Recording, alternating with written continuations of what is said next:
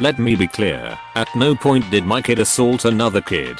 A simple story and it still makes me smile a couple of years later. A little background.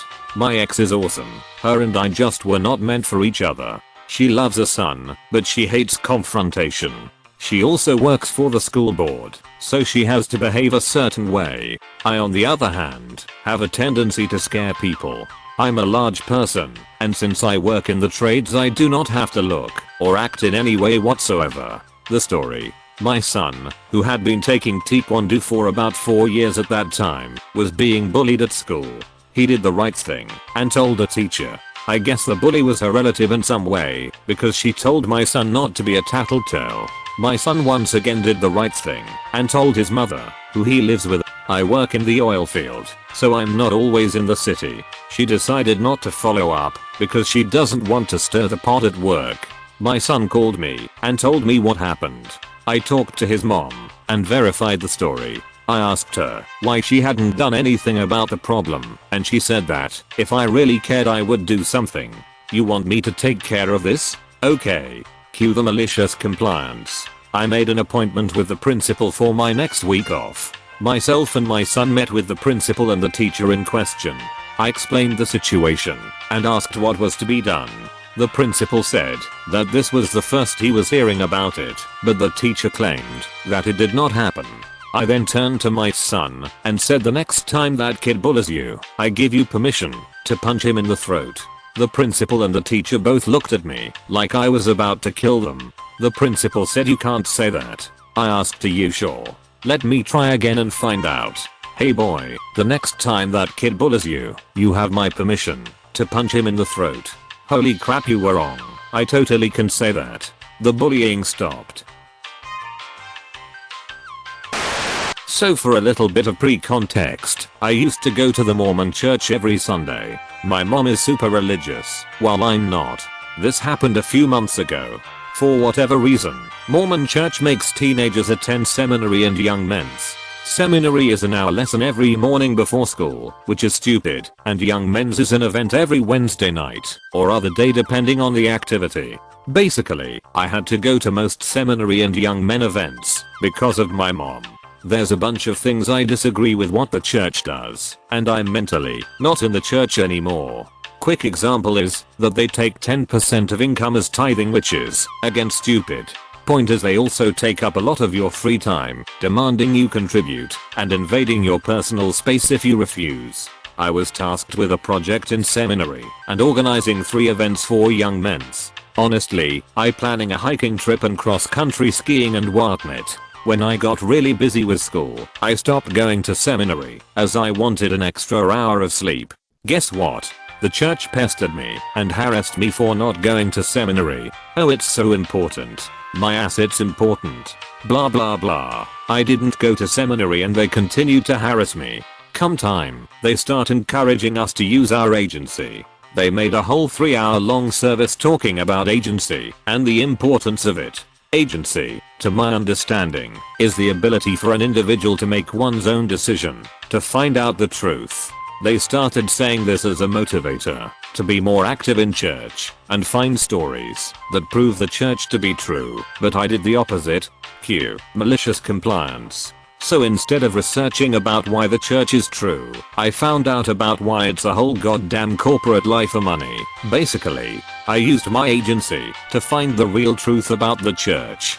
For my seminary project, I made a whole presentation about the negative aspects of the church and why we need to be more careful with what's happening. r/ex-Mormon, I thank you. I talked about Joseph Smith and his 30-something teenage wives, the hypocrisy in the church, and the amount of suicides and whatnot that came of the church. Then, I left. They didn't have anything else planned for young men's. They invaded my house to try and get me to go back. They gave me calls to bring me back. It was pretty simple what I would say. I'm utilizing my agency. Please respect that. They didn't have young men's for a month because I wasn't there to organize anything else. Not only that, my presentation also encouraged other people, some of my acquaintances, to stop going to church too. It may not seem like a big deal, but this is a big church, and bringing it down as much as I can brings me joy, especially after all the pain it's caused me. I'm glad to say that I've gotten my hour of sleep back, and now my Sunday is free for watching Endgame. Just a quick intro before I begin.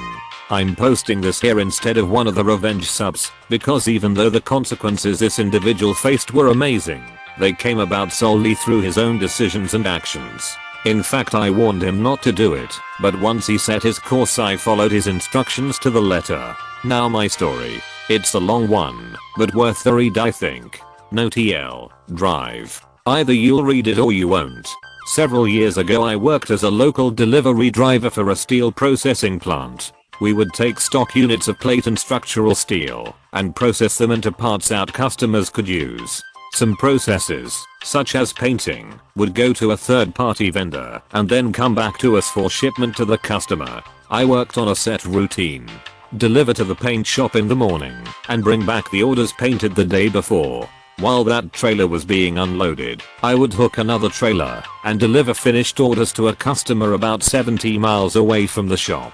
This delivery had a hard appointment time of 2 p.m. and I could not miss it. When I returned, after making that delivery, I would finish the day with short deliveries or pickups as needed, and then go home. It was an easy, stress-free job as long as I stuck to routine and made my appointments on time. Communication between departments was poor though, and it disrupted the entire process. For example, the scheduling department might think a certain production run had been finished and was gone for outside processing, when in reality the production department hadn't even started the order yet. I spent a lot of afternoons driving around in an empty truck chasing phantom orders that I knew I had never delivered because some office drone wanted me to check and make sure, or running hot orders out to vendors that were overlooked during my morning trip. Enter my main antagonist, one of the first shift production supervisors.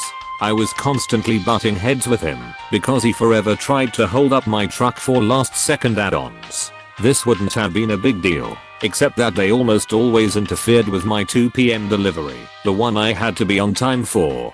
I kept explaining that I could do his errands in the mornings or afternoons, but he couldn't mess with the middle of my day. He was arrogant and condescending with everyone, but he took a special dislike toward me because I wasn't in his chain of command and wouldn't bend over backwards to accommodate his wants. It didn't help that my direct superior was a milquetoast little man that avoided conflict at any cost. I ended up taking a lot of heat from this production supervisor, even though he couldn't really punish me for meeting my other work obligations.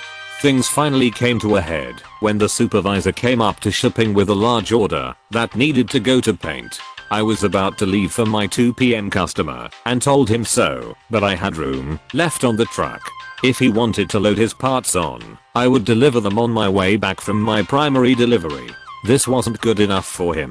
These parts were behind schedule and had to get painted immediately. If I delivered them in the afternoon they wouldn't get painted until the following day, which would put him further behind. To top it off, this order required a special marine grade paint that had been mistakenly delivered to our company location instead of the paint shop, and it all needed to go as soon as possible. We began our usual back and forth. I had a delivery appointment. I could do what he wanted, but I couldn't do it on his schedule. After a heated conversation where he devolved into rudeness and name calling of a nature unbecoming of his position, he said fine, I'll take it myself in the other truck. In addition to the tractor trailer that I drove, we had a smaller delivery truck on hand for occasional use. He decided to drive it on the down low, loading up and heading out without telling our shipping department. This would have been a grand idea, but driving either truck requires a commercial driver's license, which this supervisor did not have. I pointed this out to him, to which he replied that he was only going up the road and everything would be fine. I pointed out that he didn't have an hazardous materials endorsement to transport the paint. Again, he was just going up the road and I needed to shut the hell up, write him out directions to the paint shop, and get out of the way since I was effing useless anyway. So did just that and wrote him out a perfect set of turn-by-turn directions. How is that malicious compliance? Well, this paint shop was about 30 miles up the road, but I knew, and he didn't, that about 15 miles up the road was a dot-way station that always had at least 2 state troopers inside, and at least one of them was a commercial enforcement officer. The truck this supervisor wanted to drive wasn't equipped with an S-Pass transponder that would allow him to bypass the scale, and I knew given his already demonstrated ignorance he wouldn't know that he was required to pull in. I figured he would blow right past, and that one of those troopers would put down his coffee long enough to chase him down and find out why. To my great delight, that is exactly what happened. The troopers saw him drive past and pulled him over. Then they escorted him back to the way station for a thorough inspection. For those unfamiliar, the transportation industry is highly regulated. Some might say it's overregulated, but anyone that makes it a career knows it's best to follow the laws or face some serious consequences. The supervisor didn't know any of this and was like a lamb to the slaughter. The dot inspector ripped him to pieces. Among the biggest infractions he was cited for: no CDL, $2,500 fine, up to $10,000 to the company. Misdemeanor charges, 90 days suspended driver's license. No hazmat endorsement, no documenting paperwork for the hazmat. No placards identifying the vehicle as carrying hazardous material. $50,000 fine to the company, more if it results in illness, injury, or death to another person. As a bonus, when the trooper escorted him back to the way station, the Scala master saw him talking on his cell phone. The dude was making a panic call to the company manager. Using a handheld device is also an big no point. That's another $2,500. $10-11,000 to the company. The truck was put out of service at the way station until it had the proper bill of lading, hazmat paperwork, and a driver with a valid license. The supervisor wasn't allowed to leave himself until someone came to get him. Needless to say, he lost his job immediately. I suspected that would happen, so I hung around the shipping office after my afternoon delivery. I got to witness his walk of shame as he was escorted out of the building.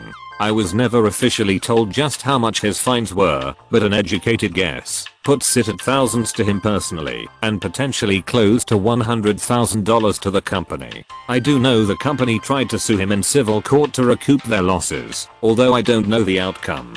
I left to take another job shortly after. I figured that, even though I wasn't the one at fault, my role in the fiasco wouldn't be looked upon in kind fashion. The best part though, was that after months of watching him swagger around wearing a big hubris cowboy hat, I was the one that got to swat it off his head. If you enjoyed the stories, slap the like and subscribe button for more of them, and don't forget to support the original writers with an upvote. Links are in the description. Peace out, and catch you tomorrow.